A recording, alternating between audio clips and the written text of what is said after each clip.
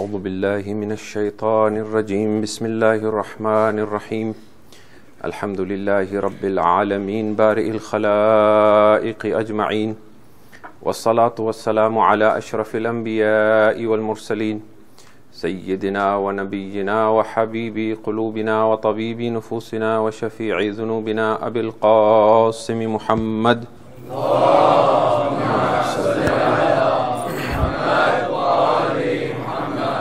ثم الصلاة والسلام على آل بيته الطيبين الطاهرين المرحومين ولعنة الله على أعدائهم أجمعين من يوم عداوتهم إلى يوم الدين أما بعد فقد قال الله تبارك وتعالى في كتابه وهو أصدق القائلين بسم الله الرحمن الرحيم واعتصموا بحبل الله جميعا ولا تفرقوا واذكروا نعمة الله عليكم إذ كنتم أعداء فألف بين قلوبكم فأصبحتم بنعمته إخوانا وكنتم على شفا حفرة من النار فأنقذكم منها كذلك يبين الله لكم آياته لعلكم تهتدون صلوات على محمد.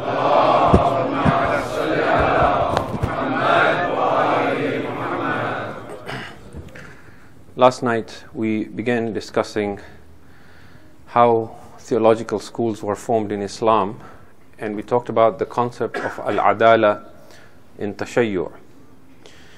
And we said that most Muslims in the 7th and 8th centuries onwards, particularly 9th century onwards, when the Abbasid Caliph al-Mutawakkil came to power, he was the most prominent of the Abbasid Caliphs. So in the sense of all the major names amongst the Khulafa in Banu Umayyah and Banu Abbas, he would have been the most prominent amongst the last. The Ash'ari school of thought was enforced as the only aqidah that had to be practiced by Muslims, and those who refused this were put to death. It became the theology of mainstream Muslims. Now with the Ash'ari school, the idea of predestination as opposed to free will, and the insistence that Allah subhanahu wa ta'ala is the cause of all actions, good and bad, was also then infused amongst the Muslim populace. And what we have said is that in our understanding, this was a dangerous idea. The Umayyads as well had latched onto this idea. It wasn't a new idea. But there was a temporary reversal, for example, when Al-Ma'mun became the caliph and he brought back the Al-Mu'tazilite understanding as the dominant aqidah. The Abbasides used this as the Umayyads did to argue that because God causes all actions to be and everything works on the basis of predestination, therefore we rule over you by God's will. And they took on this title of Khalifatullah to justify that they were the representatives of God on the earth. Furthermore, to solidify their positions, they forged traditions and attributed them to the Prophet ﷺ to say that if you should be ruled by others after me, even if they do not follow my practice, and even if there are devils in the form of humans, and they usurp your right, and they whip you and they torment you, and they are absolutely unjust, you must still not rise against them. And doing so is a sin. And it was kufr to rise against the person who ruled over you as your Waliul Amr. Now, last night I asked this question, if you remember, that as Muslims, if we hold on to the idea that certain texts besides the Quran are also absolutely sahih and their authenticity cannot be doubted, then we are often challenged, such as the question that is asked, that if these sort of traditions are in the authentic sources, how do we reconcile the issue that Imam al-Hussein alayhi salam rose against Yazid, but based on the Sahihain, it was a sin to rise against Yazid on the hadith of the Prophet ﷺ. What I was trying to imply was this, that even if we suppose and say that Imam al-Bukhari and Imam Muslim were extremely sincere when they compiled their works, and they were pioneers in not only compiling hadith, but in establishing a framework on whose basis you determine what traditions are sahih and what was not. The fact of the matter is that a lot of their criteria and determination of what's sahih and what is not was on the chain of transmitters. A hadith is made up of two blocks, sanad and matan. Sanad is the chain of narrators that links you from your time to the Prophet ﷺ to say, how did this hadith get here? And that is why when you read a full hadith, it will say so-and-so heard from so-and-so, who heard from so-and-so, who heard from so-and-so. The muhaddithun have to study this chain and investigate every individual on that chain and verify if these individuals were authentic, were people of integrity, and if their words can be relied upon. They try and look at the age and times in which these people lived. Were there any gaps in the years between these chains of transmitters? And look for any reason to say, did they really exist? What sorts of individuals were there? Is it plausible that they were in those times to meet the people from whom they heard, and so on. And then there is the second part, which is the matan, which is the content and the text itself. Our argument is that we cannot simply insist on the sanad. We have to look at the matan as well. And if the content clearly opposes the Quran and what would be considered common sense and logic, such as supporting an unjust ruler or a tyrant, then that should also be a reason to suggest that the hadith is not authentic. And what we have been saying is this, that as Muslims, it is now long overdue that we consider certain things that we have considered to be cast in stone. One of these things is that the Prophet ﷺ never said, there is no hadith that he said, that anyone who sees me even once in my lifetime is my Sahaba. This definition of a Sahaba was created by the scholars later on, and that is why if you study this, there is a whole study on this as well, as to how did the definition of a Sahaba come to be. And you will see that in Sunni Islam as well, initially the definition of Sahaba was not so broad. But with time, as different questions came about to say, well, if you said this is the definition of a Sahaba, well, then does this person qualify? And if this is the definition of a Sahaba, then what do you say about that person? And as it became difficult to draw a circle around who is Sahaba and who is not, a broad general definition came to be, to say anyone who saw the Prophet ﷺ even once as a Muslim was a Sahaba. Now, you can see that at the time that this definition was created, it may have seemed the most easiest and common sense way to define Sahaba. But what we are saying is that in light of the fact that the actions of some of the individuals were very different after the Prophet from what it was before the time of the Prophet, or during the time of the Prophet ﷺ, there is an opportunity here to ask ourselves that if this is not legislated by Quran and there is no hadith from the Prophet to say anyone who saw me even once is a Sahaba, is it time that we perhaps redefine who a Sahaba is and say this is a very simplistic definition, and rather than defining on the basis of anyone who was passing by Medina and saw the Prophet once, perhaps we should define a companion on the basis of character, actions, and what they did in history. This would seem the most logical. And this is what the Shia do. When the Shia say Ashab of Imam Hussein, Ashab of Imam Ali, Ashab of Imam As-Sadiq, they have this idea that these were individuals who didn't just see the Imam, but these were individuals who were loyal to the household of the Prophet, who agreed to the understandings and the teachings of that Imam, who followed them, and the Imam did not disown them at any point in their lives. And they remained loyal to that Imam even after the Imam passed away.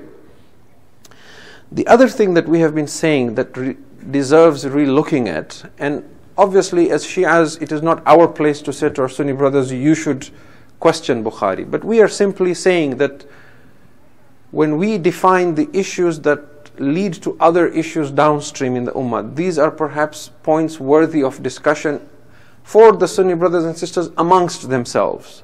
And likewise, they may have points of discussions that they would raise for us that we would consider in our faith. So, one was the issue of Sahaba. The other was the issue that likewise, there is no hadith from the Prophet ﷺ to say that there shall come a man after me whose name shall be Bukhari or Imam al-Bukhari, and he will compile hadith, and whatever he compiles is absolutely authentic and you must not doubt it. There is no such tradition, obviously. And therefore, we should therefore be willing to consider that if Imam al-Bukhari and Imam Muslim were not ma'soom and were not infallible, much as they were sincere in trying to identify what is authentic and what is not, there is a likelihood that what they compiled may have content or has content that is not authentic.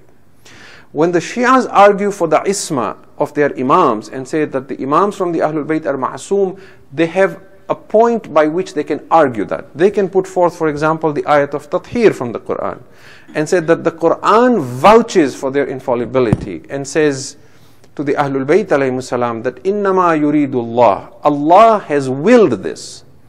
And you know, when Allah wills something, innama amruhu idha arada shay'an an yaqula lahu kun fayakun. So innama yuridullahu liyudhhiba ankum ahlul bayt. Allah has decreed and willed this, that He shall keep away, O Ahlul Bayt, from you every kind of rijs, any kind of impurity that can be imagined, physical or spiritual. وَيُطَهِّرَكُمْ تَطْهِيرًا. اللهم صل على محمد وآل محمد.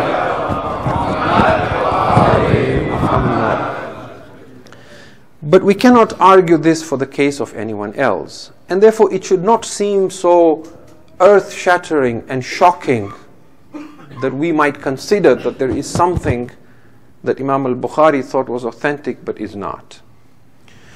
Now, the concern, as we mentioned earlier, is that if we open up this door to say, could things be wrong in the Sahihain, then it puts the Sharia in jeopardy. It shakes and crumbles the Sharia. I don't speak for the Sunni Muslims, obviously, but to my limited understanding, I would say if this were to happen, yes, it would shake that institution that is in place, but I don't think it would collapse. If anything, I think it will come out stronger. But this is in summary of what we have said so far. Now, last night we spoke about Adala, and tonight we want to now speak about the second principle that the Shias insist on, which is the principle of Al-Imamah. If you can recite as-salawat ala Muhammad wa ali Muhammad wa ali Muhammad. Now, there is this misconception that Imamah is a Shi'i concept. And a lot of times you will hear brothers and sisters from the Sunni madhab saying that where is Imamah in the Quran and how do you prove Imamah? And this is something that you Shia created. This is actually a misnomer. It is a false idea.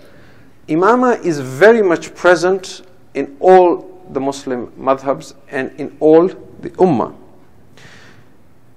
The Sunni Muslims have many traditions from the Prophet ﷺ that says that after me there shall come 12 Imams. And these Imams shall all be from the Quraysh. And they have other traditions to say that they shall be from the descendants of Fatima alayhi salam. So, such traditions are found, and there are Sunni scholars who have attempted to compile a list of who these 12 Imams are. But the Shias have raised issues with all of those. Issues such as there is no continuity between these 12 Imams. Some have simply taken prominent names in the history of the Muslims. So for example, they may have taken the Khulafa al-Rashidun and then taken names like Muawiyah and Harun al-Rashid and Ma'mun and so on. And there are various lists that do exist with this idea. I generally do not like to promote my own lectures or ask you to go back and listen to lectures I have delivered in the past. But because of now, in the interest of time, I will make an exception and say that some 6 years ago, right here at the Masumin Center, I delivered a series of 2 lectures on Imamah in Islam. The first one is Imamat in Islamic theology, and the second one was Imamat in Islamic history.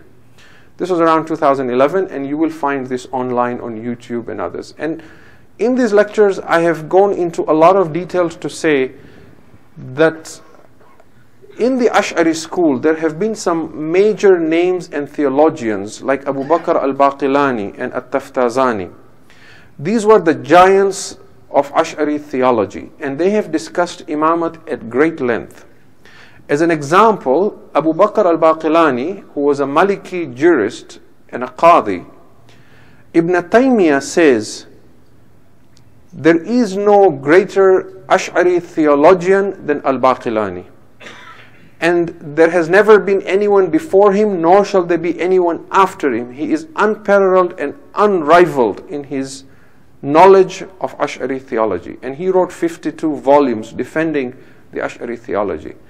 Al-Baqilani talks about Imamah, conditions, and I've discussed in these two lectures how it starts with the premise of what qualities should an Imam have, what disqualifies an Imam from being an Imam, and how it came down to this final conclusion to say that anyone can be an Imam, even an unjust and a tyrannical ruler. If he takes power by force, his Imamat is valid, and rising against him is a sin. And in those lectures as well, I discussed this very difficult to understand concept that says, if an unjust ruler rules over you, it is wajib to obey him, and it is haram to rise against him. If you rise against him, you commit a sin and a crime. However, if you manage to overthrow him, justly or unjustly, and you take power, then now it becomes wajib to obey you, and anyone who rises against you commits sin and kufr. And I have demonstrated this with proofs and details of who said it and how the whole thing came about. In these lectures, I also explained that when the Shias asked their counterparts, the Sunni theologians, that on what basis does an Imam get selected or elected as an Imam, and they came up with the definition to say the one who is elected by the Muslim Ummah by consensus becomes the Imam. And the Shias then said, well, when the first Caliph was elected, it was a closed door session between the Muhajirun and the Ansar. Besides that, there were prominent individuals that were missing at that meeting, such as Ali ibn Abi Talib. Plus there were others who were opposed to it. Talha was opposed to it. Zubair was opposed to it. These were big names in Islam. The Banu Hashim were opposed to it. The leader of the Khazraj tribe was opposed to it, and so on. Now, they then said, well, anyone who is elected by the elite in the community, the prominent members in the community, becomes an Imam. So the Shias then said, well, when the second Caliph elected his successor, he did it on his deathbed, and the first Caliph appointed only one individual without consulting the elite in the community. So then they said, well, if the Caliph appoints a successor, then that is valid as well. So then the issue of Shura came up. And then the issue of how did Muawiyah come to take Khilafat came up. And so all these definitions kept making it very difficult. And what I show in those two lectures is that eventually what the theologians did was they read history and saw how the caliphs had come about, and then in reverse they came up with a definition to say these are all the possible ways in which one can become a legitimate caliph. And so for our purpose tonight is only to say that the issue of imamat exists in Shia and Sunni Islam. The Shias have a hadith that says, Man mata walam ya'rif imama zamanihi mata mitatal jahiliya. Whoever dies without having recognized the imam of his time, he dies the death of ignorance. And when we say jahiliya, we refer to the period of jahala before Islam, which is the period of shirk. Now, the Sunni Muslims also have this hadith, but in their hadith it is even more strictly defined. Imam Ahmad ibn Hanbal reports in his Musnad, Man mata bighayri imamin mata mitat al-jahiliya. Whoever dies without an imam, he dies the death of jahala. And it is for this reason that you will see that the early Muslims were insistent that they had to have pledged allegiance to someone. And when the Ottoman Empire collapsed, there was a concerted effort in places like India and other places to start a Khilafat movement. And Muslims have continuously been expressing this concern. To this day, there are Muslims who express this concern, that we Muslims have not pledged bay'ah to anyone, and therefore we commit a sin. Which is the reason why when ISIS also promoted Abu Bakr al-Baghdadi, they set up the idea of a Khilafat and bay'ah. And those who followed were took an interest on that idea, because this idea of Khilafat and Imamat is very much part and parcel of Islam. Now, to give you a quick example of how important having an Imam and having pledged allegiance to an Imam is to Muslims, not Shia Muslims, general Muslims. There is an incident that I discuss in detail in those 2 lectures, but I will tell you very quickly. The second Caliph Umar had a son, Abdullah bin Umar, who is well known in Islam, and many ahadith are reported from Abdullah bin Umar. He had refused to pay allegiance to Ali bin Abi Talib, but he was very concerned that he did not have a pledge that had been committed to anyone in a position of power. We are told that after Yazid died and the Umayyads were still in power, but the Sufyanids, they were the Banu Sufyan, children of Abu Sufyan, the dynasty moved within the Umayyad from the family of Sufyan to the family of Marwan ibn al-Hakam, and these were now the Marwanids. And one of the first sons of Marwan who ruled was Abdul Malik bin Marwan. When Abdul Malik bin Marwan became the Caliph, Abdullah bin Umar was in Iraq, and his governor was Hajjaj bin Yusuf al-Thaqafi. Hajjaj was a brutal man, and he has a long history of bloodshed, and his favorite pastime was killing the Shi'as. He used to send men out to say, I feel like murdering a Shia today, go look for one for me. And so they brought Kumail ibn Ziyad. When we recite Dua Kumail, he murdered Kumail. They brought Qambar, the faithful servant of Ali, he murdered Qambar, and Sa'id bin Jubair, and many Sadat. When Hajjaj bin Yusuf died, there were tens of thousands of Shias in his prison. Many were in a wretched state. They were naked, they were tortured, they were killed, they were left to die.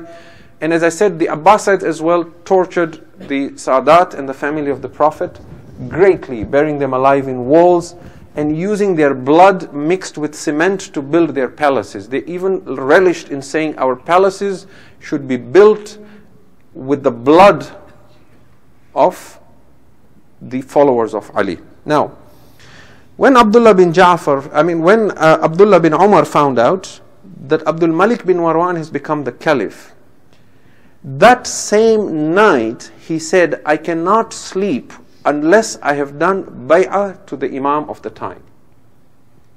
So he goes to the palace of Hajjaj, and he is told Hajjaj is sleeping. He says, this cannot wait, it has to happen right now. And because he was a prominent individual as the son of the second Caliph, he is allowed audience inside, and he goes right into the chamber where Hajjaj is sleeping. Hajjaj wakes up from sleep and says to him, what is so urgent that cannot wait until the sun rises? He said, what is urgent is I have not given bay'ah to the ruler of the time, to the Khalifa and the Imam of the time. You are the governor of Abdul Malik bin Marwan, and I must pledge allegiance right now. Now Hajjaj was a wretched man, so he can't be bothered to sit up or extend his hand to Abdullah bin Umar. And what he does is he extends his foot to him and he says, pay allegiance to my foot then. And Mughniya, in his book that is in English, Despotic Rulers, describes this incident and says Abdullah bin Umar, who had refused to pay allegiance to Ali, took the foot of Hajjaj and kissed it and pledged allegiance to it and said, O Allah, bear witness that if I die tonight, I have not died without having done bay'ah to the Imam of the time. This is not to disparage anyone. Ibn Abil Hadid al-Mu'tazili, the Mu'tazilite scholar who wrote Sharh of Nahj al-Balagha, he narrates this incident as well. This is not to disparage anyone, but this is to show that the idea of imamat and pledging allegiance and bay'ah is very much part of Muslims, even if Muslims may have forgotten it. And so you can find more about this if you want in those 2 lectures that I have delivered on the importance of imamat. So there shouldn't be this argument amongst Muslims, this concept of imamat, where is it in Quran, and this has been created. The question we ask is this. We all have it in our books that the Prophet ﷺ said, after me there will be 12 imams. Al-a'immatu ba'di ithna ashar. And then with the additions, kulluhum min Quraysh and so on. Now, what is the purpose of these 12 imams? If they come after the Prophet one after the other, and then the 12th one dies, and thereafter the ummah is once again left without an imam.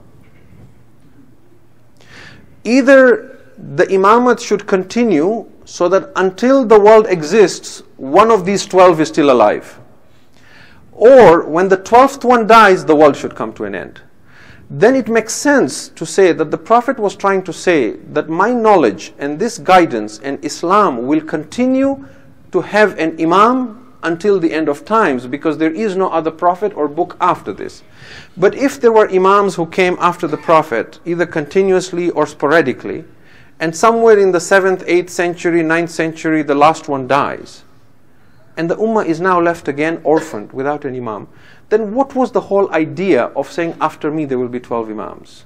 So this is another issue that needs to be discussed, and inshallah it is something that we can think about as Muslims, Shia and Sunni, and open it to discussion as well in future. If you can recite salawat ala Muhammad wa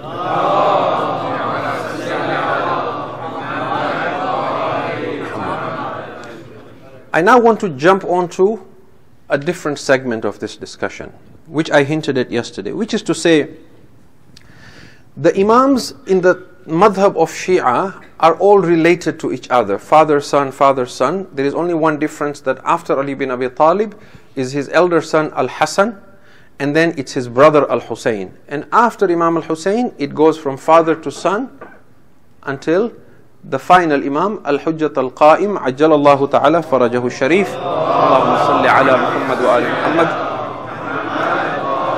Ruhi wa arwahul alamina lakal fida sayyidi. Now, what is the difference between this idea of imams being in one family, father and son, and the idea of a monarchy, a nepotism, whether it's Umayyads or Abbasides back then, or whether it's Al Saud today? What is the difference? The difference is that this lineage and father and son is attested for and vouched for in the Quran. And this is what I want to show you, that this is not a hereditary thing. I did mention previously that when Allah reveals to His Prophet ﷺ and said to him, when He reveals to the Muslims that, O Muslims, Allah and His Messenger sent blessings on the Prophet, Ya ayyuhalladhina amanu, sallu alayhi wa sallimu taslima. Allahumma salli ala Muhammad wa ali Muhammad. The Prophet ﷺ taught the Muslims how to send salam on him. He said, say, قولوا اللهم صل على محمد وآل محمد كما صليت على إبراهيم وآل إبراهيم. O Allah, send blessings on Muhammad and Ali Muhammad as you sent blessings on Ibrahim and the Al of Ibrahim. Now this is very, very important that Ibrahim and Al Ibrahim are mentioned as we develop this. I also mentioned last night that there are two verses in the Quran where Allah talks about the Ummah. In one verse, which is in Surah Ali Imran chapter 3 verse 110, He says, Kuntum khayra ummatin ukhrijat linnas. You are the best ummah that has ever been brought forth from the human species, from mankind. And in Surah Al-Baqarah chapter 2 verse 143, He says, وَكَذَلِكَ جَعَلْنَاكُمْ أُمَّةً وَسَطًا. Thus we have made you the middle nation. And all the Mufassirun, Shia and Sunni, say that Ummatan Wasata means the best Ummah. This is the meaning of Ummatan Wasata, the tafsir of it. Why? لِتَكُونُوا شُهَدَاءَ عَلَى النَّاسِ. So that you may be witnesses over all mankind.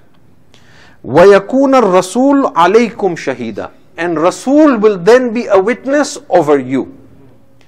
Now, when you read Sunni tafsir, what they say is that the Muslims are the best ummah because they are the middle nation amongst the monotheists between Jews and Christians. The Jews have taken rituals and forgotten the spirituality of religion, and the Christians have taken a spiritual idea and left Sharia and the laws. The Muslims have taken both, and therefore they are a middle nation.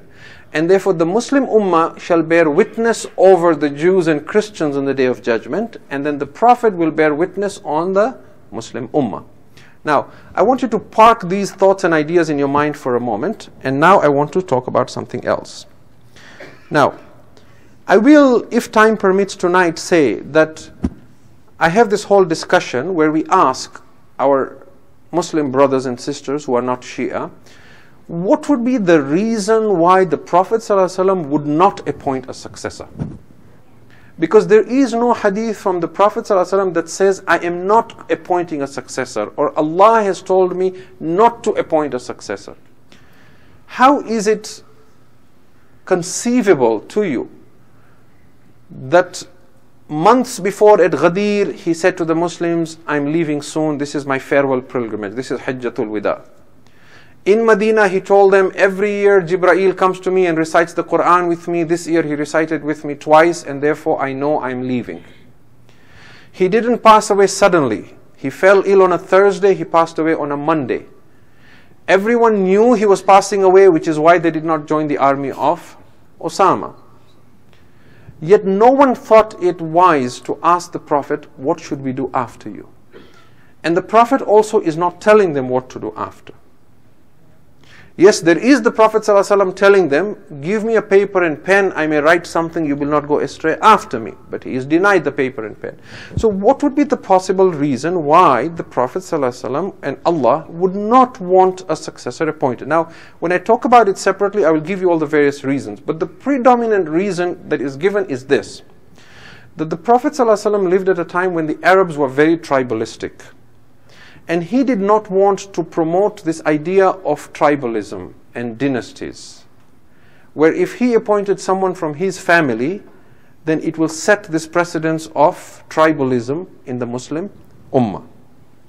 Now, he wanted a more democratic leadership, where the Ummah would consult amongst themselves and decide amongst themselves who is the best person to lead them.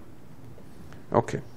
Now, the first thing we observe when we read the Quran is that Allah, when He talks about all His guides, they all seem to be related by blood. In Surah Ali Imran, chapter 3, verse 33, He says, إِنَّ اللَّهَ اصْطَفَى آدَمَ وَنُوحًا وَآلَ إِبْرَاهِيمَ وَآلَ إِمْرَانَ عَلَى الْعَالَمِينَ. Allah has selected, istafa from Mustafa means to select. Allah selected Adam and Nuh, and then He selected the progeny of Ibrahim and the progeny of Imran over all of humanity and mankind. The surah doesn't end. ذُرِّيَّةً بَعْضُهَا مِنْ بَعْضٍ وَاللَّهُ سَمِيعٌ عَلِيمٌ. All of them descendants from descendants, some related to the other as descendants, and Allah is all-hearing and all-knowing. Now listen to this, it's a longer passage. This is in Surah Al-An'am, chapter 6, verses 83 to 87. تِلْكَ حُجَّتُنَا آتَيْنَاهَا إِبْرَاهِيمَ عَلَى قَوْمِهِ. It continues from the previous verse and says, that was our proof that we gave Ibrahim over his people. نَرْفَعُ دَرَجَاتْ مَنْ نَشَاءُ. We elevate in status whomever we please. إِنَّ رَبَّكَ حَكِيمٌ عَلِيمٌ. Your Lord is all-wise and all-knowing. وَوَهَبْنَا لَهُ إِسْحَاقَ وَيَعْقُوبَ. And we gave Ibrahim, Ishaq and Yaqub. كُلًّا هَدَيْنَا. All of them we guided. وَنُوحًا هَدَيْنَا مِنْ قَبْلِ. And Nuh as well we guided before. هَدَيْنَا مِنْ قَبْلِ. وَمِنْ ذُرِّيَّتِهِ. And from the descendants and progeny of Ibrahim, داود وسليمان وأيوب ويوسف وموسى وهارون وَكَذَلِكَ نَجْزِي الْمُحْسِنِينَ. And this is how we reward those who do good. وَزَكَرِيَّا وَيَحْيَا وَعِيسَى وَإِلْيَاسَ كُلٌّ مِّنَ الصَّالِحِينَ. All of them from the righteous ones. وَإِسْمَاعِيلَ وَيَسَعَ وَيُونُسَ وَلُوطًا وَكُلًّا فَضَّلْنَا عَلَى الْعَالَمِينَ. All of them we gave excellence over the whole of humanity and the world. Now, وَمِنْ آبَائِهِمْ. And from their fathers, وَذُرِّيَّاتِهِمْ. And from their descendants, وَإِخْوَانِهِمْ. And from their brothers, وَاجْتَبَيْنَاهُمْ. We selected them, وَهَدَيْنَاهُمْ إِلَى صِرَاطٍ مُسْتَقِيمٍ. And then we guided them to the right path. Allahumma salli ala Muhammad wa ala Muhammad. Can you see what Allah is saying? He is saying that guidance is not just I pick someone randomly and say I'm going to make you a prophet. There is something to be said about the DNA of a prophet, the genealogy, the bloodline, the shajar. So when he created the human species, what he's saying is, in this species, I have taken one line of descent, and from this, their fathers, their brothers, their sons, I pick out and I guide them and give them excellence over all humanity. So in terms of guidance, those who are selected by Allah cannot be equated to the idea of tribalism and nepotism and monarchy and dynasties. Now, the other thing we notice is that the early prophets, Adam, Nuh and all, when they came, the world kept flip-flopping between obedience to God and disobedience. By the time Ibrahim a.s. came, the world was steeped in idol worship. Ibrahim is called the father of monotheism. He is the champion of Tawheed. He stands up alone and fights the whole world to revive the idea that there is only one God, the idea of Tawheed. Which is why in one verse of the Quran, Allah refers to Ibrahim as a nation unto himself. That Ibrahim was an ummah in himself. Ibrahim was constantly being tested and constantly surrendering to Allah. And his Islam was constantly being elevated. He was thrown into the fire, he was asked to slaughter his son, he was asked to leave his wife and a son in a desert without water. He is constantly being tried because he is being purified and brought closer to Allah. And then Allah says all the descendants are from the dhurriyyah of Ibrahim. Now, as Ibrahim was being elevated, he had one thing that constantly preoccupied him, and that was that in my descendants there should be others who are like me. Now, we see, for example, in one place in the Quran, Allah says that we gave Ibrahim and others from his descendants lisana sidqin, that when they spoke they had the ability to convey the truth. But we see elsewhere that Ibrahim asks Allah, وَاجْعَلْ لِي لِسَانَ صِدْقٍ فِي الْآخِرِينَ, that, oh Allah, keep this tongue that speaks the truth in my posterity as well. When Allah tried him, and he asked him to slaughter his son, and he came out successfully, now Allah says, وَإِذِ ابْتَلَى إِبْرَاهِيمَ رَبُّهُ بِكَلِمَاتٍ, and your Lord tried Ibrahim with some words. فَأَتَمَّهُنَّ, and he fulfilled those trials and those promises. Now Allah said to him, قَالَ إِنِّي جَاعِلُكَ لِلنَّاسِ إِمَامًا, O Ibrahim, I now make you an Imam over people. He should have showed gratitude to Allah and said, elevate my status higher. Immediately, without a pause, what does Ibrahim reply? He says, قَالَ وَمِن ذُرِّيَّتِي, Oh Allah, will there be Imams in my progeny as well? You see Ibrahim's preoccupation. Now Allah promises him that I will keep the Imams in your progeny, but on one condition. قَالَ لَا يَنَالُ أَحْدِ الظَّالِمِينَ, the unjust from your progeny will not be Imams. So the Banu Umayyah and Banu Abbas are descendants from Ibrahim. But this right away tells you that the hadith that says that the Prophet said that the rulers after me who are unjust are valid rulers cannot be true, because the ahad of Allah cannot reach the Zalimeen. And Imam Jaffer as-Sadiq, salawatullahi wa salamu alayhi,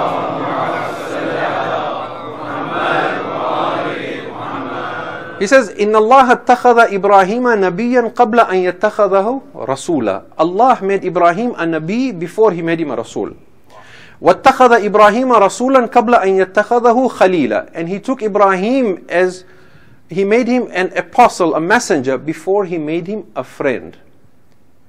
And after he had made him a friend, he tried him. And after he had tried him, then he said, قَالَ إِنِّي جَعِلُكَ لِلنَّاسِ Imamah. So this was a very high rank. It was higher than after Ibrahim had become Nabi, Rasul and all that. At that point he is being made an Imam. Now, in Surah Al-Baqarah chapter 2 verse 127 to 129, Allah paints a very graphic picture where He shows us that now Ibrahim was tested with slaughtering Ismail, and Ismail survived, and Ismail has grown up to be a young man. Now Allah tells Ibrahim, go to Mecca and restore the Kaaba.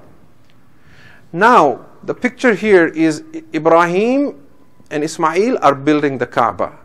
Ibrahim is standing on a stone, Maqam Ibrahim. Ismail is passing him the stones, and Ibrahim is placing them and building the Kaaba. And as he is doing it, he is praying to Allah. Now listen to this.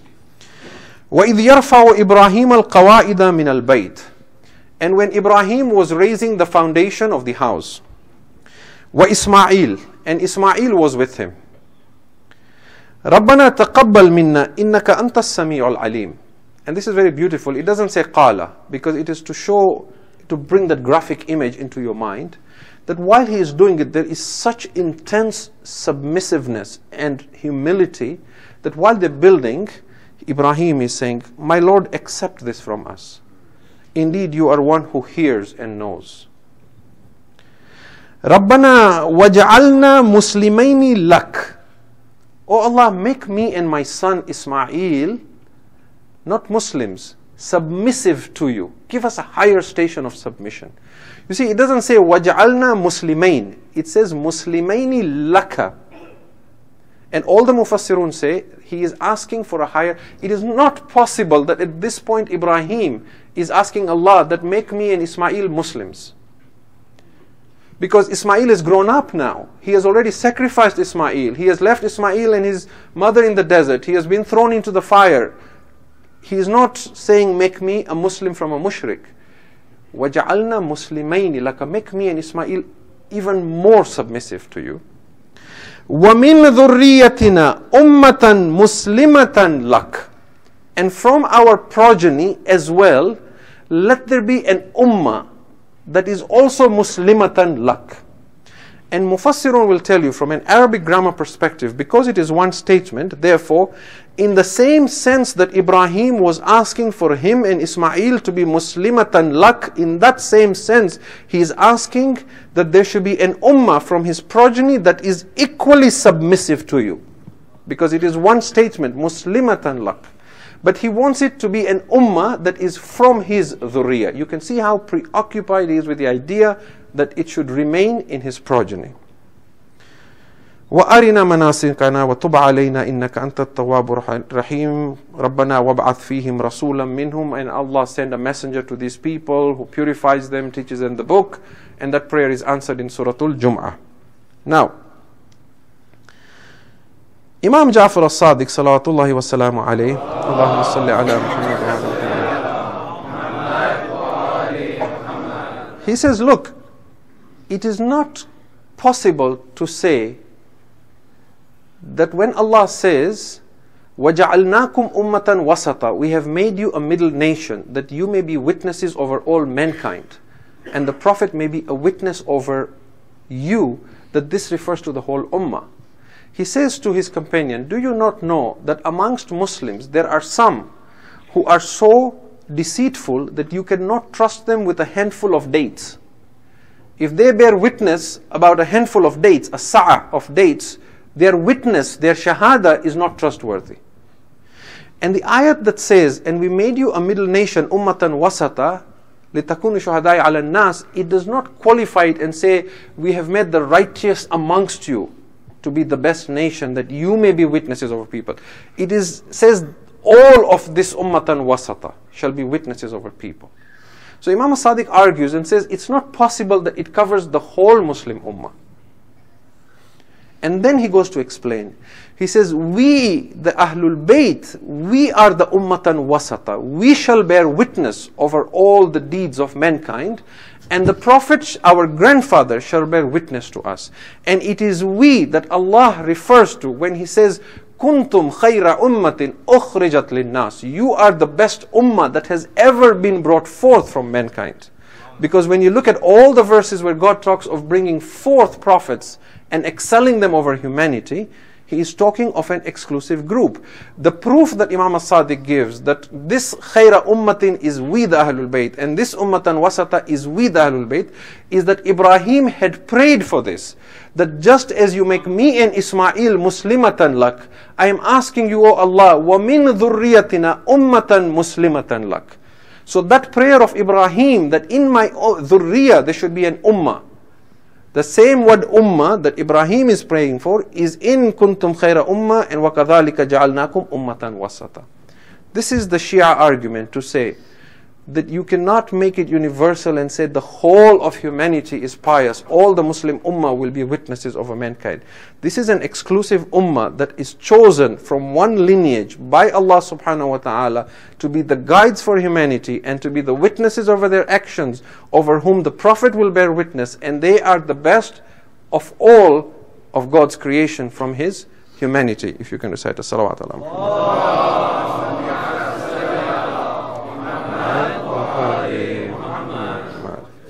Now, two more points on this. Allama Tabatabai in his Tafsir al-Mizan makes this point. He says, if you see the word as well, how Allah puts it, He says, Kuntum khayra ummatin ukhrijat linnas. Ukhrijat suggests pulling out, bringing forth. He says it gives the imagery of, it evokes the image of a nation that is being introduced by Allah, just like vegetation on the earth that is brought forth from Allah, where a similar term is used in another verse of the Quran. So it gives this idea that Allah Himself creates all of humanity, and from them He pulls out one nation and says to this nation that Ibrahim had asked me from his dhurriya, an ummah that is as submissive to me as he was. I shall make you that submissive nation. You are the best nation that has ever been brought forth for humanity, and you shall be its guides, and you shall be its witnesses, and the Prophet shall bear witness on you, and you shall then be my representatives to humanity. Now, to seal this argument, there is a verse of the Quran in Surah Al-Hajj, chapter 22, verse 78, where Allah says, وَجَاهِدُوا فِي اللَّهِ حَقَّ جِهَادِهِ وَهُوَ اجْتَبَاكُمْ. He is talking to a select group of people. And the Muslims say He is talking to all the Muslims. But is He talking to all the Muslims? Listen to this. Allah says, and strive in the way of Allah, وَجَاهِدُوا فِي اللَّهِ حَقَّ جِهَادِهِ, as He deserves to be strove for. هُوَ اجْتَبَاكُمْ, it is He who has chosen you. وَمَا جَعَلَ عَلَيْكُمْ فِي الدِّينِ مِنْ حَرَجٍ Millata abikum Ibrahim, the creed, the deen, the millah of your father Ibrahim. We are not all children of Ibrahim. We are all Muslims. We are all part of the Muslim ummah.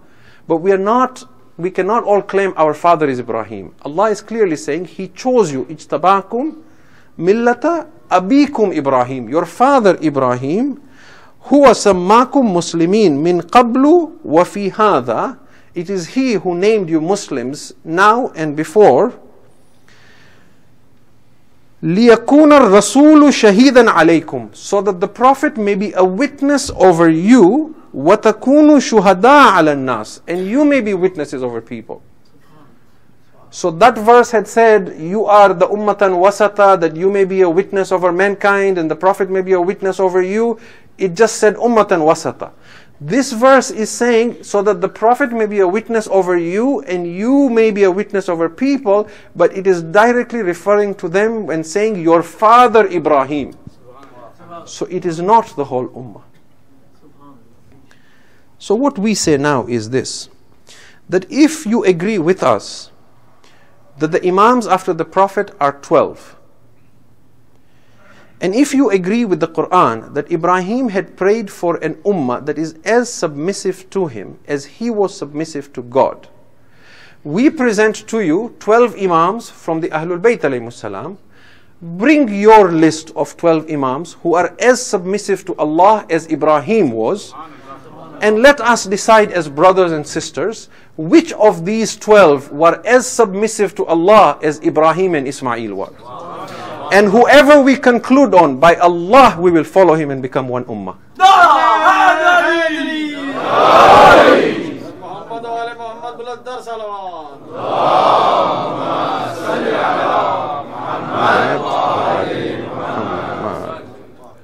One more more salawat ala Muhammad.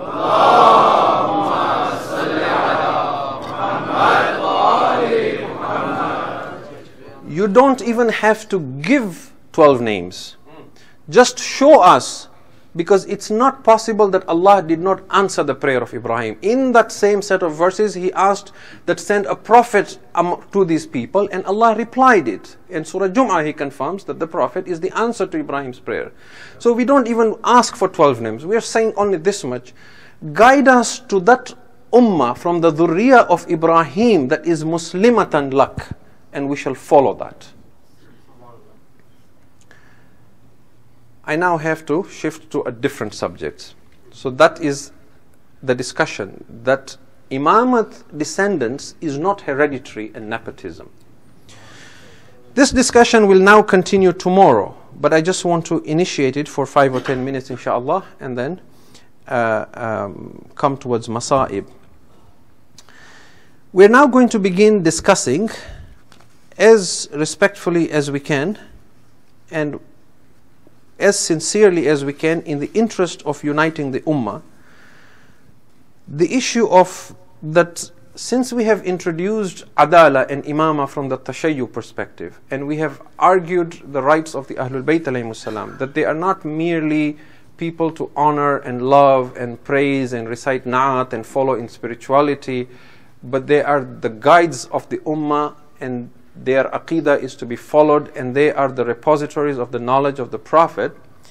We now want to look at what happened in history at a very high level, some early history, some later history, to the present times, and say, would history have been different, and would the ummah have been in a different state if they would have followed the Ahlul Bayt alayhimus salam?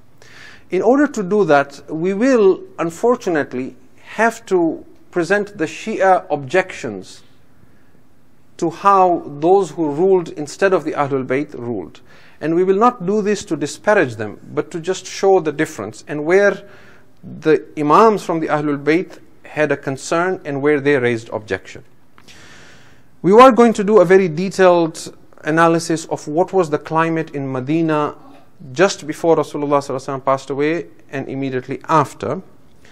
But at a high level we can say this, that when the Prophet of Islam began preaching in Mecca, his followers were very few. They were the downtrodden, they were the poor, they were the slaves. But they were extremely sincere. The Quraysh were torturing them, but they were not giving up their faith. Many of them left their homes and went to Abyssinia with Jaffer, the brother of Amir al-Mu'mineen, and they stayed there as refugees for a while and came back much later in Medina at the Battle of Khaybar. There was tremendous amount of sacrifices. When the Prophet ﷺ realized now Mecca is no longer safe, he encouraged the Muslims to migrate to Medina. They had to leave their homes, they had to leave their possessions, they had to leave everything and flee overnight. And everything they left behind was looted by the Quraysh. This is not a small feat. Our salams on those ashab and ansar of the Prophet. There are very few of us today who would do that and leave. Imagine today, if you, for the sake of your faith, leave everything you have in the bank, leave everything you have at home, just the shirt on you, overnight, immediately, leave to another land and forget everything you ever owned. And in many cases, even leave your family behind. This was tremendous sacrifice. These came to be known as the Muhajirun. When they came to Medina, the people who received them were equally sincere. They were the Ansar. The Ansar, to use a proverbial term, gave the shirt off their back for these Muhajirun. They welcomed them into their homes. The Prophet ﷺ united them and linked them as brothers. He took one Muhajir and one Ansar, one Muhajir and one Ansar, and made them together. He only left Amir al-Mu'mineen alayhi salam and said, Ali bin Abi Talib will be my brother. Everyone else was linked. These Ansar immediately said, whatever I possess, I give half of it to my Muhajir brother. How many of us would do this? Whether you have $1 million in the bank, or whether you have $500,000 in the bank, or whether you have 50,000 in the bank. How many of you, if a Muslim refugee came from another land here, would say, I'm going to divide what I have in the bank in half and give it to him? This is what the Ansar did. Our salams be to the Ansar and ashab of the Prophet in Medina. These were the most extreme sincere individuals you could find. The Prophet, with their help, built a government. He built a mosque. The Quraysh kept coming after them. The Battle of Badr came. The Ansar of Medina and Muhajirun went out and fought. They were outnumbered. They were 300, the Quraysh were 1,000. They were poorly equipped, but they fought on the basis of Iman and Taqwa and that Allah is with us. And they kept fighting and fighting. There was so much poverty that we are told sometimes two Muslim brothers would share one date, one khajur. They would break it in half. One Sahaba would eat half, the other would eat half. In Mecca, in the Shi'ab Abu Talib, there are reports to say that some of the ashab of the Prophet were so poor, they used to look for a dead animal like a camel and take the skin of that camel, and they used to pound that skin and make it powder, and from that powder they would mix it with water to make some kind of a dough and eat that. And they lived with thistles and thorns. For what? That the word of Allah may be supreme. These were the ashab of the Prophet. Now, the first sign of things beginning to decline was when Muslims fought the Battle of Khaybar. What happened in Khaybar is that the Jews were extremely wealthy, and they had 7 forts. When Muslims won the Battle of Khaybar, a tremendous amount of wealth came into the Ummah. And we now have reports from individuals like Imam Ali alayhi salam who expressed this concern that things will now be different, because it is seen in humans that when their social circumstances change and they become wealthy, they are distracted by the world. But still Muslims were sincere. There were sporadic incidents we have talked about, like at the Battle of Hudaybiyah, the attempts to assassinate the Prophet at Tabuk and so on. But these were a small group that you might say. For the most part, the Muslims were very sincere. The real problem, in my understanding of history, was when Fath Makkah happened. What happened at Fath Makkah is the Prophet ﷺ took a tremendous army of Muslims and went to Makkah. This was 8 AH. 8 AH after 8 years after Hijrah means 2 years before the Prophet ﷺ passes away, because his wafat is Safar of 11 AH. So it's just 2 months in the year 11 AH. So really 2 years after. Allah would not have left Makkah that Ibrahim built filled with idols in the Kaaba. So Makkah had to be cleaned and restored. The Prophet ﷺ comes to Makkah with a huge army. Here, his arch enemy is Abu Sufyan, and the people there are polytheists, still opposed to the Prophet and to Islam, but now much weakened. Abu Sufyan surrenders Makkah to the Prophet ﷺ. If the Prophet ﷺ would have killed Abu Sufyan and the prominent members of Makkah, then history would write that when Muhammad got power, he became bloodthirsty. And it would set a precedence in the Ummah that when you take power over others and polytheists, you slaughter them. So he gave them amnesty. And in the custom of the Arabs, if you surrender, you become the slave of the one you surrender to. He freed them all. Which is why the daughter of Amir al-Mu'mineen, al-Masa'ib Zainab alayhi salam, when she is taken as a prisoner to Sham and she delivers a powerful sermon, in that court where the Umayyads are basking in glory as the leaders of the Muslim world, she addresses them and says, "Sons of freed slaves, it was my grandfather who freed you. You are our slaves, we freed you." Now, this broke the back of the Quraysh. For centuries or for a long time, the Quraysh were the masters of Arabia. Suddenly now, the no-names in Medina, the Muhajir and Ansar, became the leaders of Arabia. They now had Mecca and Medina in their control. Now they were a power to reckon with. And they became the dominant force in the Middle East. The Quraysh were reduced. But their dissatisfaction against the Prophet continued. The proof of that is that after Fath Makkah, there was one more battle that was fought outside Mecca, that is called the Battle of Hunayn. And Allah refers to this in the Quran. He says, remember when you went out fighting at the Battle of Hunayn, وَأَعْجَبَتْكُمْ كَثْرَتُكُمْ, and because now you were such a large army, you were so impressed by your own force and you thought nothing will cause you loss. And then the enemies, there were some tribes outside Makkah that came out to fight the Prophet after Fatah Makkah. There was a narrow pass between the mountains where they trapped the Muslims. And the Muslims began fleeing once again. And the Quran says, and remember when the Prophet kept calling out to you, asking you to come back, but you turned your back on him and kept running. And it was Allah who gave you victory. Now after the Muslims won this battle, there was again tremendous amount of war booty that came in. When this wealth came in, the Prophet ﷺ knew that Abu Sufyan and the people in Makkah, the leaders of Makkah, are still inimical to Islam. So what he did was, when he was dividing the booty, this is Islamic history, he gave extra to them. And they came to be known as Mu'allafatil Qulub. These were people, in order to make their hearts have some love towards Islam, you could say in a sense they were being bought out. But the idea was that perhaps if they receive this extra share over other Muslims, their hearts might soften towards Islam.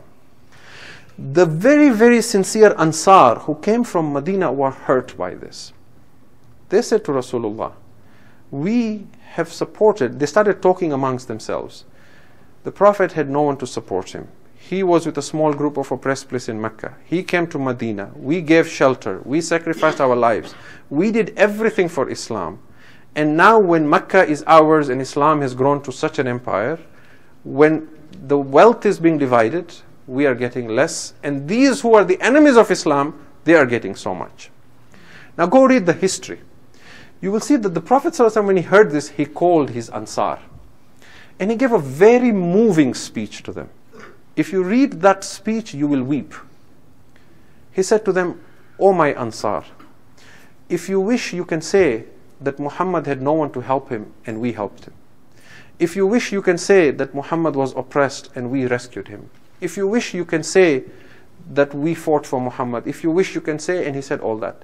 He said, but are you not satisfied that these people will take the camels and the gold and the goats, but you will take me back with you to Medina? And when the Ansar heard this, they began to weep. And they said, we do not want anything, Ya Rasulullah. We have got you.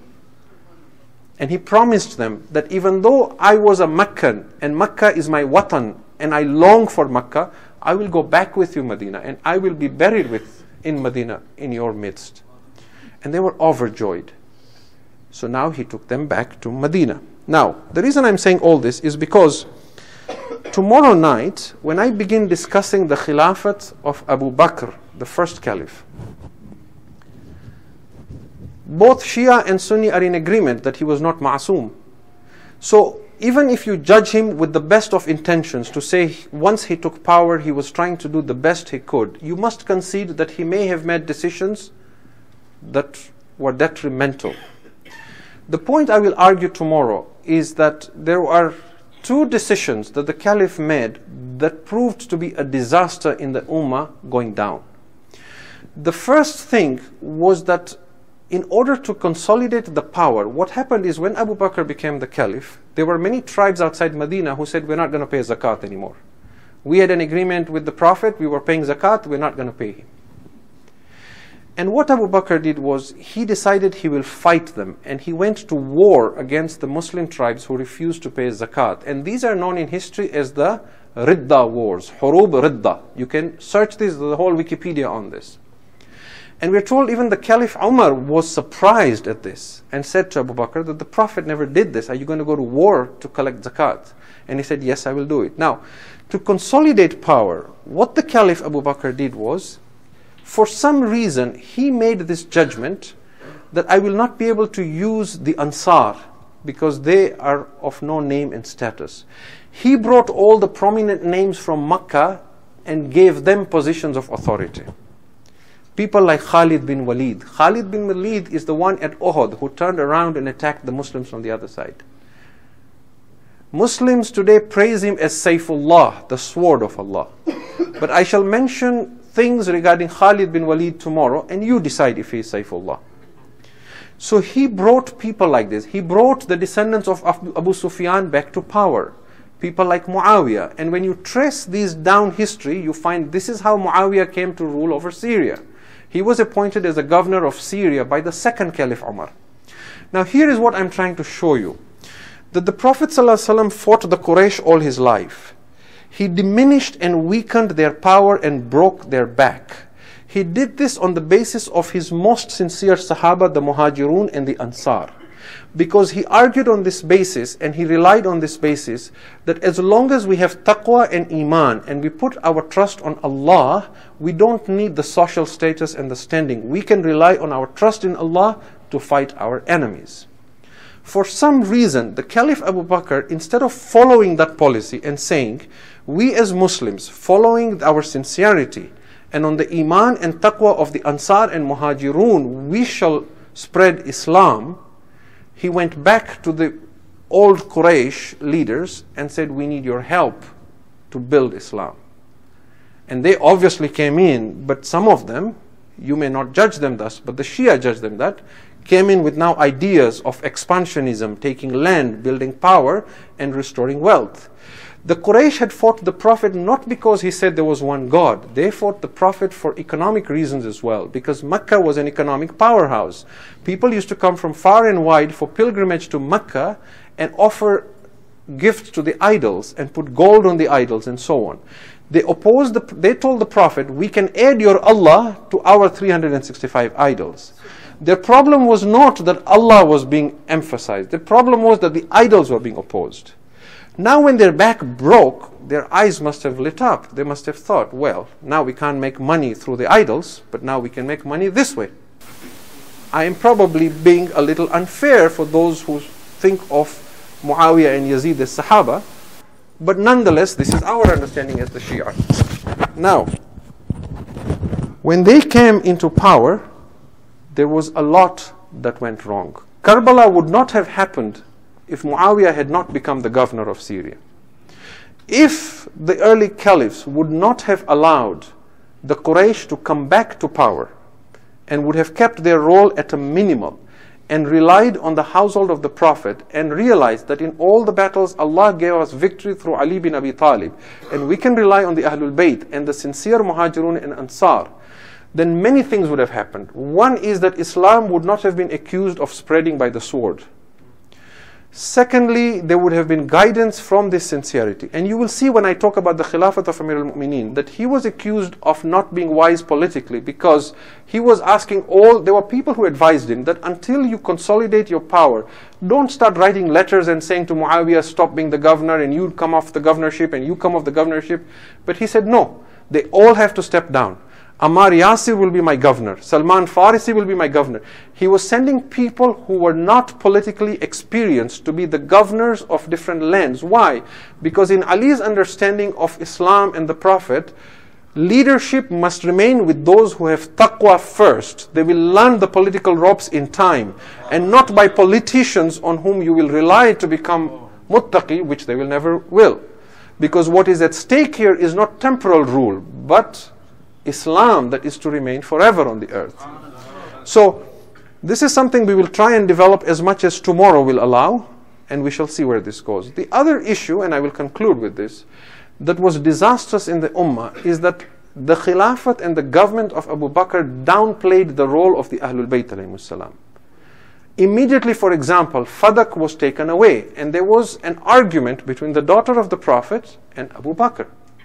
Sahih Muslim and Bukhari have reports from Aisha herself to say that Fatima alayhi salam came and asked my father for her right to Fadak and other inheritance. And my father said to Fatima that I heard the Prophet saying that we prophets are not inherited, nor do we inherit. And then she says, Fatima remained angry with my father until she passed away. Now, there are many ways in which our Sunni brothers and sisters explain this. Some of them have said there is only one report that says she was angry. Most of them says she was silent. So all it means is she never spoke to him, but it doesn't mean she was angry with him. Others say that Abu Bakr went to see her and he kept talking to her and explaining her and, trying to make her feel better until she was pleased with him. But the point is, even if you argue she was pleased with him, he still did not give her what she was demanding, which means if you judge that case, then it means that wal-iyadhu billah, she was wrong in her claim, or she was lying in her claim, that the Prophet had given this to me in my lifetime, and the Caliph was right. Now, for the Shi'as, the issue is this, that the Ahlul Bayt alayhimus salam's tahara and isma is vouched for in the Quran, in the ayat of Tathir. And therefore it was wrong for the Caliph to ask Fatima that bring me witnesses as proof. The Quran has given you that proof. This was not an ordinary person asking you and saying, "Oh Abu Bakr, this is my right. This is the daughter of the Prophet." The ayah of Mubahala, from which the Ahlul Kisar defined from either, the ayat of Mubahala says, bring your nafs, bring your women, bring your children, and the Prophet only took Ali, Fatima, Hassan, and Hussein. He didn't take anyone else. And we are told in the books of the Muslims that when the Christians of Najran saw the faces of these 5 individuals, they refused to engage in an imprecation in the Mubahala. And they said, by Allah, we see such faces in front of us that if they were to pray to God for mountains to move from their place, mountains will move from their place. These are Christians who are seeing the Ahlul Bayt only once. And Fatima alayhi salam's face is covered. But they can see the radiation of Noor. Now, I mentioned a couple of nights ago a poet, Shaheed Sibte Jaffer, and if you remember, I talked of a poetry of his that starts with Ashab the kya Buzaro Salman Waghaira. In that he has a line where he refers to this. He says, Jutlate hai jo Fatima Hasnaino Ali ko. Jutlate hai jo Fatima Hasnaino Ali ko. The unse to behtar banu Najran Waghaira. What he's asking is that Banu Najran, a Christian community, can see that these are special. Why you, O Muslims, were not able to see the status of the Ahlul Bayt? Allah, if you read the Quran, and this is final, I promise. Allah in the Quran says that every prophet said to his people, La as'alukum alayhi ajran, in ajriya illa ala Allah. I don't ask you for any ajr, my ajr is with Allah. Only this prophet said, قُلْ لَا أَسْأَلُكُمْ عَلَيْهِ أَجْرًا إِلَّا الْمَوَدَّةَ فِي الْقُرْبَى. I don't ask you for any reward, O my ummah. I want only one thing, that you love my qurba. And Zamakhshari in his tafsir says, the qurba here is only and only Ali, Fatima, Hassan and Hussein. Now, Allahumma salli ala Muhammad wa ala Muhammad. What is interesting, because the thought comes to mind, all the other prophets are saying, we don't want a reward. Our reward is with Allah. This prophet is saying, I want a reward. I want you to love my family. But is he asking for a reward, or is he so much higher than the other prophets that even when he's asking for a reward, he is giving? The proof is what? There is another verse of the Quran where the Prophet says to his ummah, قُلْ مَا سَأَلْتُكُم مِّنْ أَجْرٍ فَهُوَ لَكُمْ. Say, whatever I am asking you for ajr, it is for you. It is not for me. O Ummah of Muhammad, I am asking you to love my qurba because I am giving you the rope of salvation. I am giving you something by which you will not go astray. The Hadith of Thaqalain is confirmed, Sahih, Shia and Sunni. I am leaving behind the book of Allah and my itra, not my sunnah. The hadith that says I'm leaving the book of Allah and my sunnah is a weak hadith, da'if. The one that says my book and my itra is the one that is Sahih, Shia and Sunni. In tamassaktum bihima, you hold on to these two, you will not go astray. Here it means don't just love them and recite their naat. Follow them. In fiqh, in aqaid, in every guidance, let them be your leaders. And if you were to do this, then you would not go astray. So we leave it at this, inshallah, and we will continue tomorrow, inshallah, if you can recite a salawat ala Muhammad.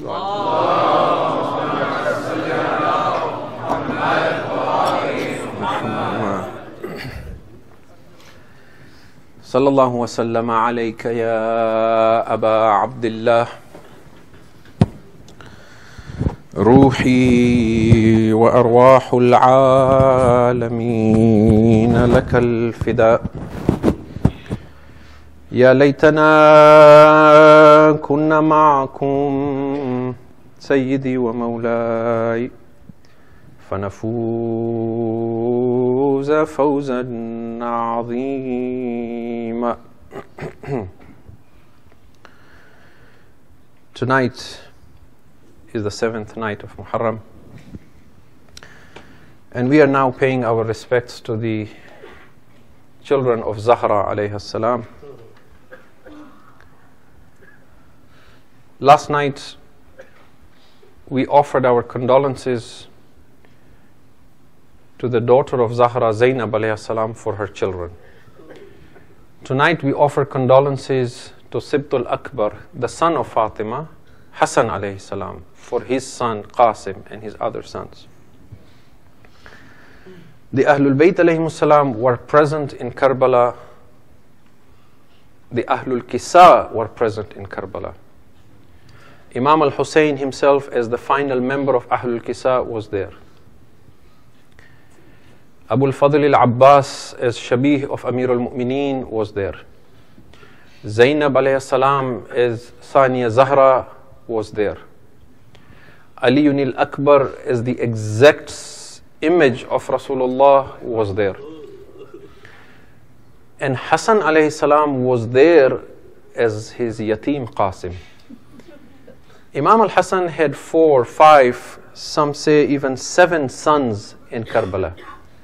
But we remember Qasim because he was older, he was 13, and also because of how he resembled Hassan al-Mujtaba and how dear he was to Imam al-Hussein alayhi salam. There were other sons of Imam al-Hassan alayhi salam that we should also acknowledge and mention before we come to the Masaib of Qasim. All the sons of Imam al-Hassan were martyred in Karbala.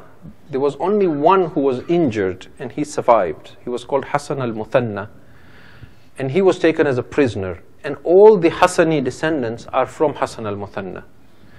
And they became a large nation, and they were severely persecuted, as I mentioned, by the Umayyads and the Abbasids. And they fled to many faraway lands to save their lives and to hide their identity. There was one son of Imam al-Hassan in Karbala. He was a very young boy. His name was Abdul. The Arbab of Azhar tell us that he was not to go for jihad. But when Imam al-Hussein alayhi salam fell from his horse, when he fell from Dhul Janah, this little son of Hassan was standing beside his aunt Zainab. And when he saw his uncle fall, he let go of the hand of Zainab and began running into the battlefield. Zainab alayhi salam tried to stop Abdullah, but he took off and came right into the middle of the battlefield. The Arbab of Azhar say that Abdullah threw himself on the lap of Hussein. And Hussein began saying to him, "My child, you should not be out in the battlefield." At this point we are told that Harmala came to Hussein with a sword. And as he swung the sword to Hussein, the little child lifted his arm and said, "Leave my uncle alone." And as he lifted his arm and Harmala swung his sword, he severed the arm of Abdullah so that his arm was now hanging from his elbow. The Arbab of Azhar said that Abdullah began crying. He said, "Amma, they have cut my hand." Hussein hugged his child and said, "Bear patience, my child." At this point we are told Harmala took a spear and he pierced the back of the child.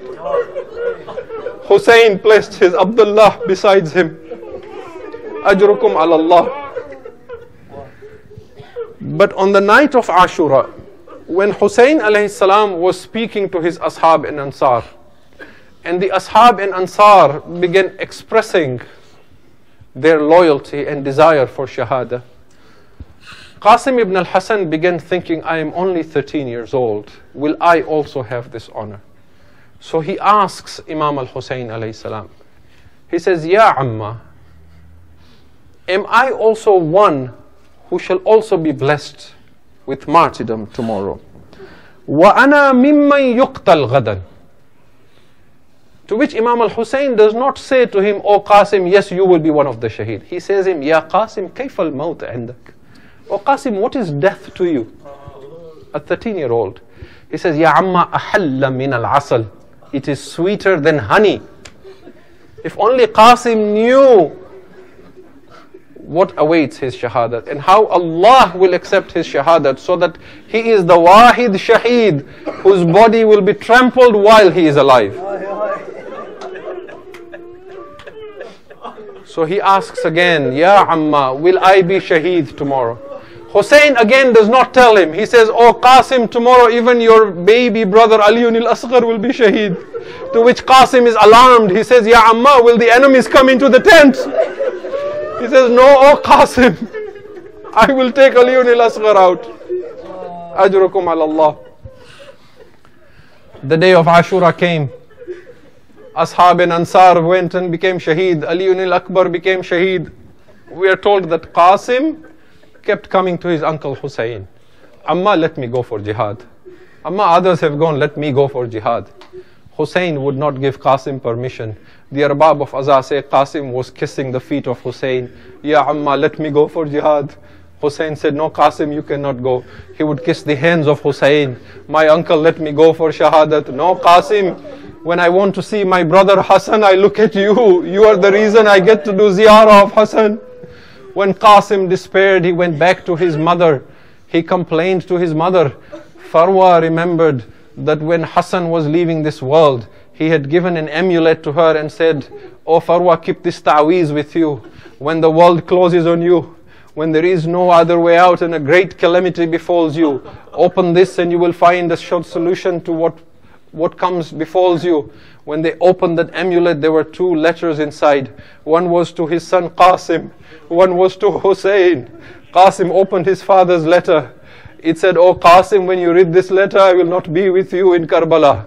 But O Qasim, do not hold back from giving your life. You are my representative in Karbala." Qasim was overjoyed. He took the letter of his father to Hussein. He said, "Amma, my father has a letter for you." When Hussein saw the letter of his brother Hassan, he opened the letter and it said, "Oh Hussein, do not stop my Qasim from going for jihad. Oh Hussein, this is my sacrifice in Karbala." Hamid ibn Muslim says, "This is that one shaheed that I saw Hussein hug and cry until Hussein became unconscious." He said, "I did not see Hussein faint the way he became unconscious when he cried hugging Qasim. Oh Qasim, how will I let you go?" Ajrukum ala Allah. Ajrukum ala Allah. When Hussein regained consciousness, he said to Qasim, "Go bid farewell to your mother and the women." Qasim went into the tents. He was dressed like a groom on his wedding day. When he came before Hussein, and Hussein saw Qasim, he said to Fidda, "Bring me the sanduq of the tabarrukat." A chest was brought to Hussein. He opened the chest and he took out a white cloth. Then he ripped the cloth in 2. He tied an imamah on Qasim. Then he tied the other piece on the chest of Qasim. Do you know what Hussein is doing, O Shia of Hussein? Hussein is tying kafan on Qasim, because this is one shaheed whose body will be trampled. But Hussein tied kafan on Qasim. He helped Hussein get on his horse. He helped Qasim on the horse. He bade farewell to him, "Al-Wida, my son." Qasim went out for jihad. There were 2 mothers who, when their sons went to battle, they stood outside the tents watching their sons. One was the mother of Qasim and one was the mother of Aliyun al-Asghar. Farwa stood outside. She is watching her Qasim. The yatim of Hassan comes into the battlefield. Hamid ibn Muslim says, when Qasim ibn al-Hassan came into the Maidan, Kana wajuhu kashaqqatil qamar. It was as if we were in a dark night and the full moon came out. Hi, Qasim ibn al-Hassan came out. He began his rajs and calling out.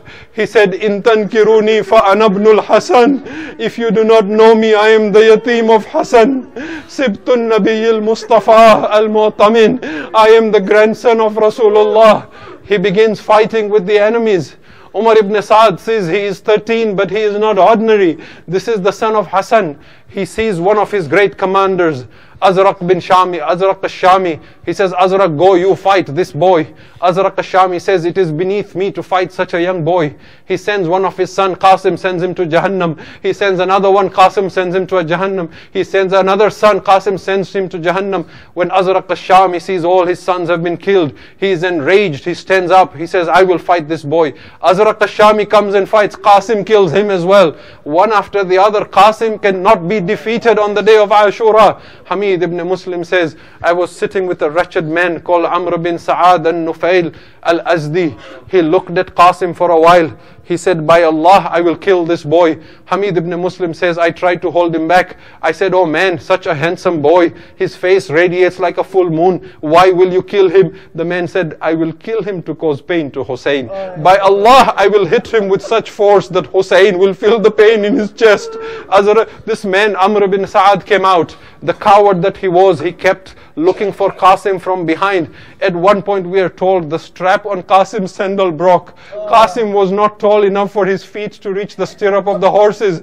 Qasim bent down to tie the sandal on, to tie the broken sandal. As Qasim bent down, Amr ibn Sa'ad came from behind. He brought an iron mace with him. He hit the boy from behind. Hamid ibn Muslim says he broke the spine of Qasim. Ajrukum Allah. When Qasim's back broke and he began falling from his horse, he began calling out, Wa Amma Adrikni.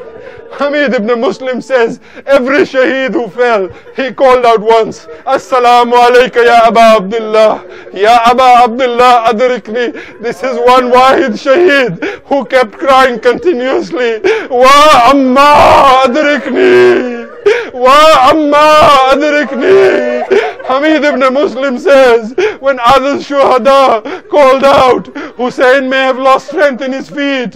When Aun and Muhammad fell, the color on Hussein's face changed. When Abbas fell, Hussein's back broke. When Ali al-Akbar fell, Hussein could not see before him. But he says, when Qasim fell, Hussein rose like a raging lion. Hamid ibn Muslim says, I never saw Hussein swoop on the enemies the way he came towards them when Qasim kept crying, Wa Amma Adrikni. Hussein began charging at the enemies. When they saw Hussein came, Maymana ran to Maysara. Maysara ran to Maymana. A cloud of dust rose. Qasim kept crying, Wa Amma Adrikni. Hussein kept crying, my son Qasim, where are you, my Qasim? When the dust settled, the soul in Qasim's body had left. Hussein sat beside the shattered body of the team of Hassan. He began crying, Azza wallah ya Qasim, anta da'uni fala ujibak, aw ujibak fala anfa'uk. Qasim, if only you knew how it hurts you, Hussein, that you kept calling him, but he could not help you. Ajrukum Allah. Hamid ibn Muslim says, now Hussein had to lift the body of Qasim, but Qasim's body was shattered.